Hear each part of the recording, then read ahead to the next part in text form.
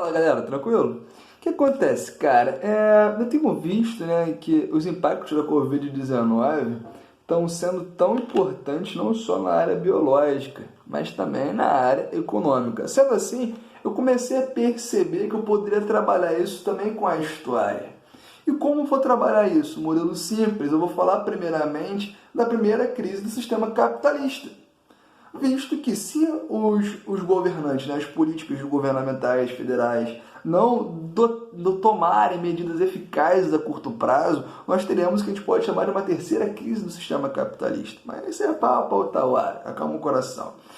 Tendo em vista que eu vou falar hoje, por exemplo, da crise de 29, eu preciso entender de como é que são os antecedentes desse momento, certo?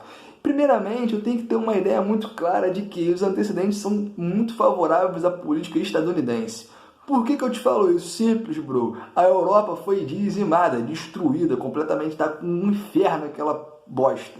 Por que tá um inferno, Murilo? Simples, cara. A gente está falando de uma Europa que foi cenário de uma guerra, da principal guerra até aquele momento, que é a Primeira Guerra Mundial.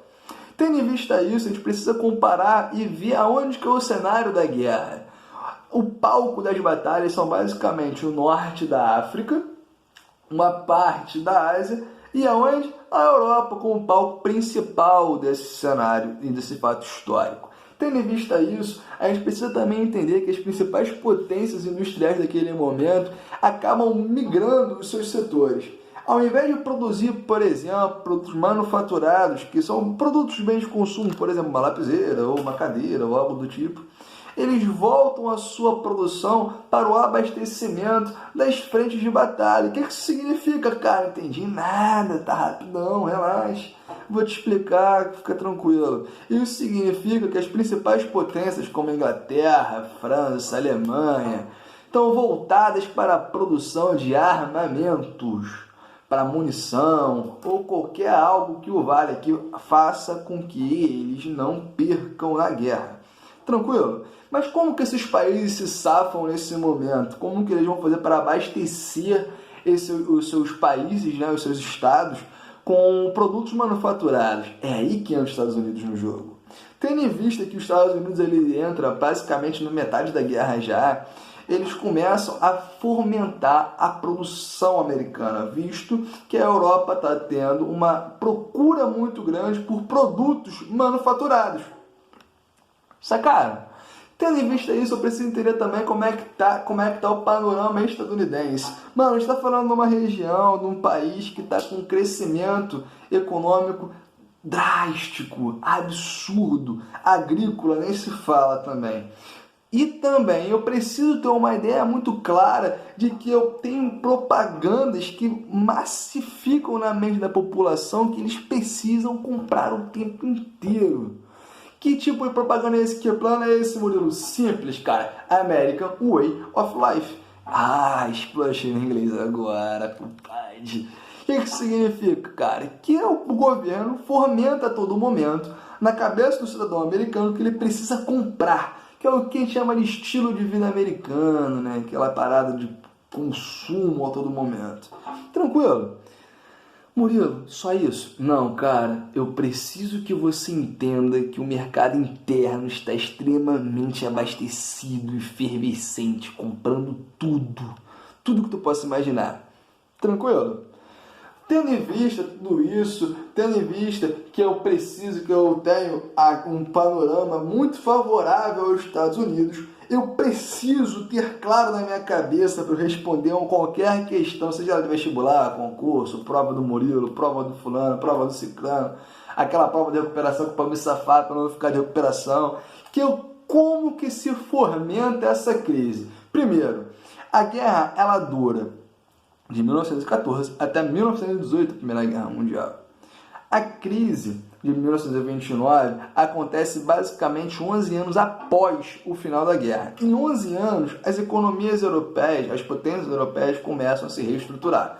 Ou seja, se elas eram dependentes únicas e exclusivamente dos produtos manufaturados dos Estados Unidos, elas passam a produzir novamente esses produtos e deixam de comprar em grande escala esses produtos dos Estados Unidos, certo? A produção estadunidense acompanha essa gradativa desaceleração de compra? Não. Continua produzindo como se as potências europeias comprassem da mesma forma, ou seja, gera uma crise na superprodução, aonde as indústrias produzem muito e não possuem mais um mercado consumidor para, de fato, consumir aqueles produtos produzidos. Tranquilo? Tendo em vista isso, o que acontece? Os produtos ficam encalhados. Se os produtos encalham, automaticamente tem uma queda e uma desaceleração na obtenção de lucro. Ah, Murilo, o empresário vai olhar pro cara lá que trabalha para ele e vai falar assim: ah, coitadinho de você, eu não vou te mandar embora porque não estou tendo lucro. Óbvio que não. O cara que vai, a corda vai arrebentar para onde? Pro lado mais fraco, o lado do proletariado. Sempre, irmão, sempre vai arrebentar para o nosso lado. O que isso significa? Que eu tenho uma alta taxa de desemprego. Desemprego gera problemas sociais, cara. Que problemas, Murilo? Gera fome, gera doença, gera miséria, gera gente hipotecando tudo. O que é hipoteca? Dando pro banco, meu irmão. Dá minha casa, toma, não consigo pagar, toma minha fazenda aqui também, toma meu carro. Começa a hipotecar tudo para tentar reestruturar a sua vida. E, consequentemente, não só pobre que sofre nessa situação. A galera que também tem um dote acaba sofrendo e tende a se suicidar, aonde eu tenho, dentro de um período histórico, a maior taxa de suicídio frente a uma crise econômica. Tranquilo? Beleza, Murilo, como que soluciona esse problema, irmão? Relaxa, sempre tem um jeito. E qual é o jeito, Murilo? Simples. Intervenção estatal. Aquele Estado que é sempre visto como um vilão dentro do sistema capitalista é sempre o salvador da pátria. Quando dá ruim, quando entra um chabu, vem o Estado lá com uma mãe tentar reestruturar a economia novamente e para que os vossos filhos tendem a voltar a respirar.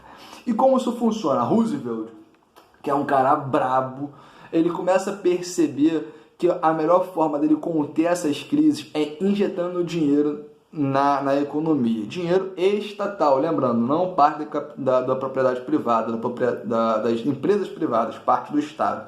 O que isso significa? Roosevelt implementa o New Deal, que é um novo acordo, que tem como principal características 3 pontos. Primeiro, de tentar diminuir o desemprego. Como que ele diminui o desemprego? Gerando empregos com obras públicas. A gente vai ter uma série de obras nos Estados Unidos financiadas pelo Estado.